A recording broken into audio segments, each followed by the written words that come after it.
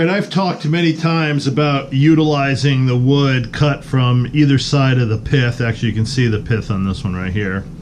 And utilizing it for other projects. I'm going to put my money where my mouth is today, and I'm going to start making some yo-yos. And this is mulberry, and I'm going to get started with this. So I'm going to use my joiner and joint one face of this so I get it flat.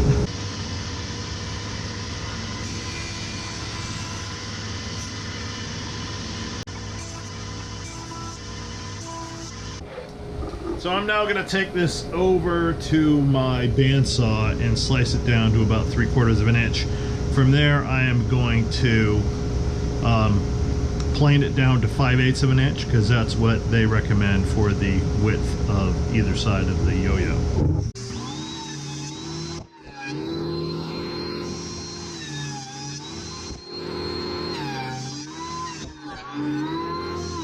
So the recommended size is a 2.5 inch square.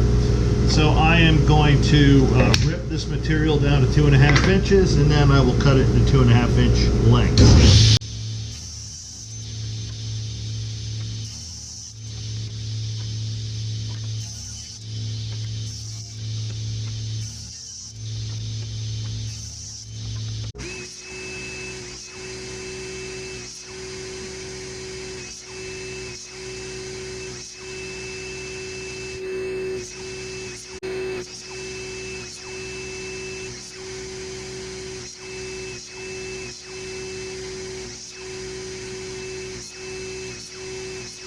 Okay, although I've got enough for many yo-yos here, I'm going to do 3 to start with to, see how they come out. And I'm using my center finder, and I'm going to find the center on the 3 that I'm going to use.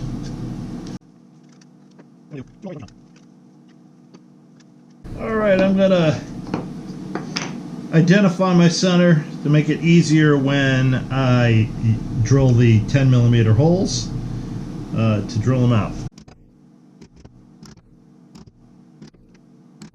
Alright, let's drill these out to 10mm.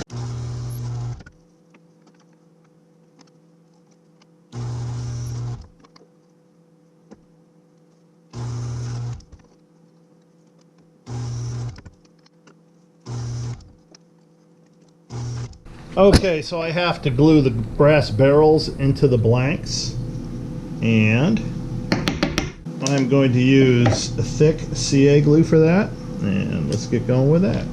We'll do it this way. We'll get it partially set in, and just add a little bit of the CA glue, and push her in.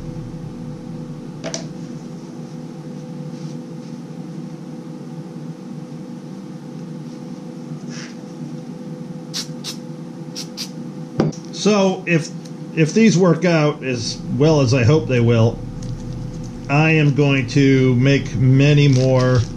It'll be a regular offering, and I will use.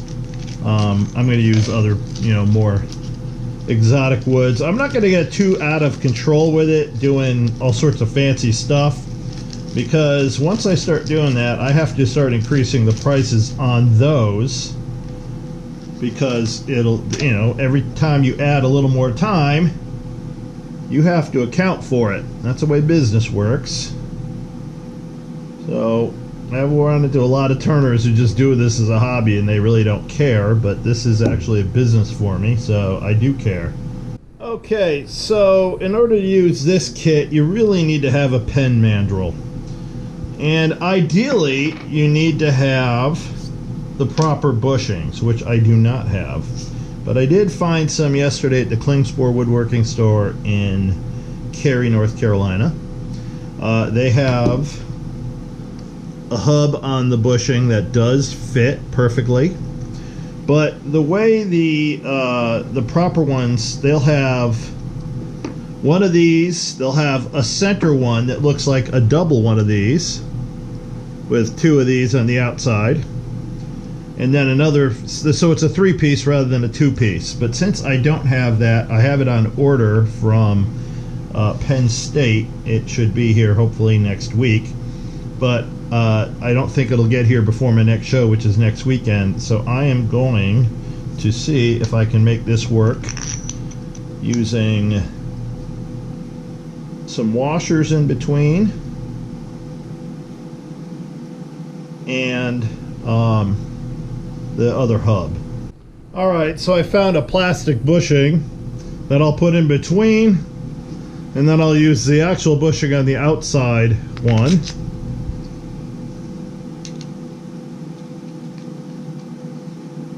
Now once I mount this on the lathe, I'll tighten up on the shaft with the compression fitting, and then I'll tighten down on the knurled nut so it'll hold it tight on the shaft itself.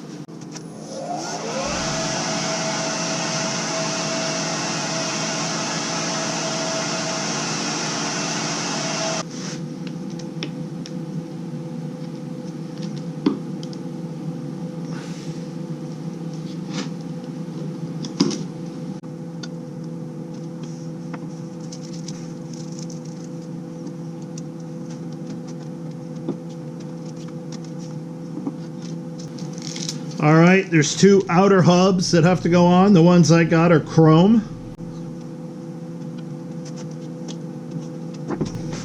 There it is. That looks good.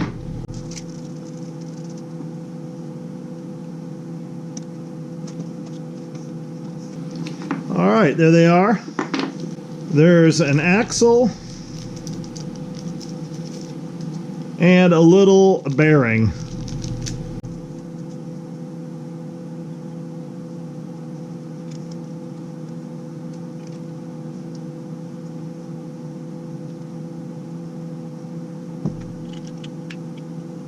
Alright, let's try this out.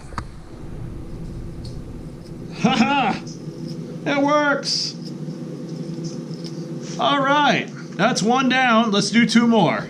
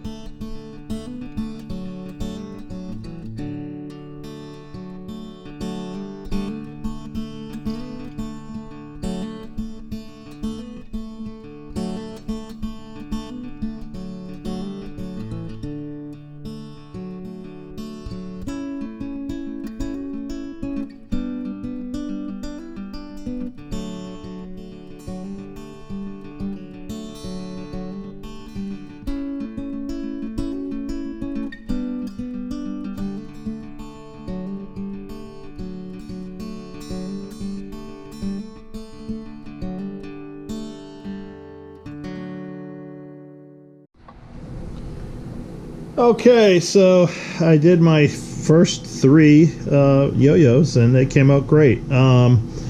So I'm going to start using some of my more exotic hardwoods for some of them. And this will just be another offering at my shows. And the reason is my last indoor shows, people have been a little bit hesitant to spend money on higher priced items. So I figured if I bring in some lower price point items that might be the difference between making a profit and either losing money or just breaking even. And I think these should help. So I typically don't like to make kit items, but these are fairly easy to do. The kits are not that expensive, and I can add enough on where I can make a little bit of profit on them. All right, thanks for watching.